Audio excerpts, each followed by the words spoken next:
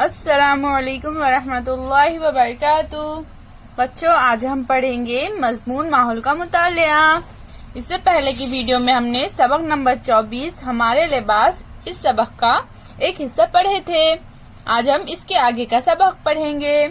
तो चलिए हम शुरू करते हैं। तरह तरह के लिबास। अपना मुल्क बहुत बड़ा है, इसीलिए इलाकों के एतबार से लोगों के लिबास अलग अलग हैं। मर्द पैंट शर्ट के अलावा धोती, कमीज, पाजामा, लुंगी इस्तेमाल करते हुए नजर आते हैं। इसी तरह टोपी, कारचोबी, शिमला, पगड़ी, इमामा भी इस्तेमाल करते हैं।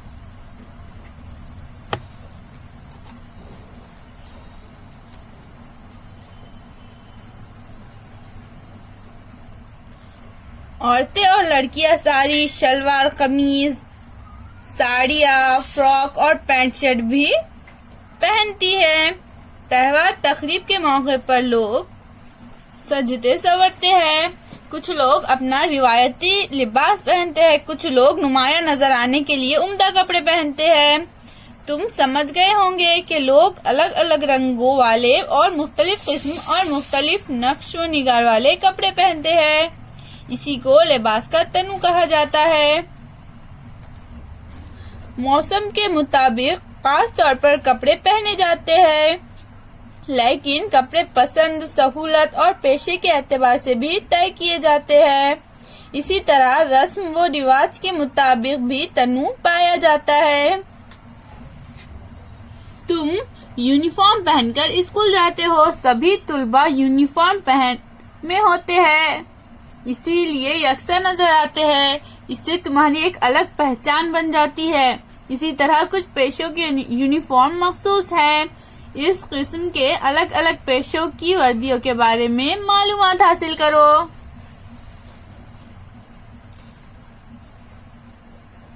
इस तरह से बच्चों कुछ पेशों की कपड़े, उनके वर्दियाँ मखसूस होती है। वो लोग यही पहनकर काम कर सकते हैं, इसके अलावा नहीं पहनते। मैं कौन हूँ? मैं सफेद कोट पहनकर लोगों की जांच करता हूँ। कौन हूँ बच्चों मैं? कौन है बच्चों ये? है डॉक्टर। मैं नीले कपड़े पहनता हूँ, कहीं आग लग जाए तो बुझाता हूँ। मैं कौन हूँ बच्चों? मैं हूँ फायर ब्रिगेड। मैं खाकी वर्दी में दिखाई देता हूँ, कहीं लड़ाई झगड़ा हो जाए तो वहाँ पहुँच जाता हूँ। कौन है बच्चों ये खाकी वर्दी में? ये है पुलिस। मैं दवाखाने में रहकर मरीजों की देखभाल करती हूँ, तो कौन है बच्चों? ये है नर्स। मैं मुल्क की हिफाजत के लिए हमेशा तैयार रहता हूँ, तो ये कौन है बच्चों? ये है फौजी। आओ दिमाग पर जोर दे। नंबर 1, नसरीन को अपने मामू के घर पैदल जाना है, लेकिन जोरदार बारिश हो रही है। बगैर भीगे हुए मामू के घर जाने के लिए इसे क्या करना होगा? आपको तो पता है बच्चों, अगर हमें बगैर भीगे कहीं जाना हो बारिश में, तो हमें छतरी या फिर रेनकोट का इस्तेमाल करना चाहिए। और अगर हमारे पास रेनकोट या छतरी नहीं है, तो हमें बारिश रुके तक नहीं जाना चाहिए, हमें घर में ही रहना चाहिए, या फिर हम जहाँ पर है वहीं पर रुकना चाहिए।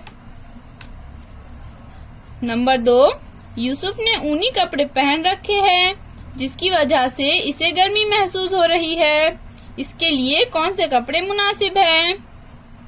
ऊनी कपड़े कब पहनते हैं बच्चों? ऊनी कपड़े सर्दी में पहने जाते हैं, इसलिए यूसुफ को गर्मी हो रही है, इसलिए उसे सूती कपड़े पहनना चाहिए। क्या करेंगे भला? माजिद और सानिया एक सर्द मुकाम पर पिकनिक के लिए जाने वाले हैं। तुम्हारे ख्याल में इन्हें इस्तेमाल के लिए नीचे दी हुई चीजों में से अपने साथ क्या क्या ले जाना चाहिए? तुमने जिन तस्वीरों को चुना है, इनके नीचे दिए हुए चौकोन में सही निशान बनाओ। तो बच्चों यहाँ पर हमें ये कुछ तस्वीर दी गई है और हमें इनमें से चुनना है कि हमें माजिद और सानिया सर्द मुकाम पर जा रहे हैं तो उन्हें कौन से कपड़े ले जाना चाहिए।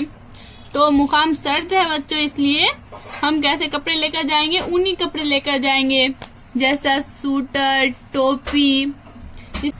इसी तरह से बच्चों आप भी इन तस्वीरों को देखिए और सर्द मुकाम पर जाने के लिए कौन से कपड़े मुनासिब है उनके नीचे इस तरह से सही का निशान लगाइए।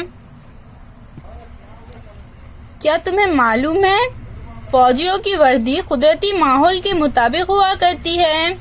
ऐसा इसलिए किया जाता है ताकि दुश्मन फौज को आसानी से मालूम न हो सके। रेगिस्तान में खाकी कपड़े, जंगलात के इलाकों में हरे और हिमालय जैसे बर्फानी इलाकों में वो सफेद वर्दी इस्तेमाल करते हैं। हमने क्या सीखा? मौसम के मुताबिक लिबास में तब्दीली करना पड़ती है। पसंद, पेशे और रस्म व रिवाज के मुताबिक कपड़े अलग अलग किस्म के होते हैं।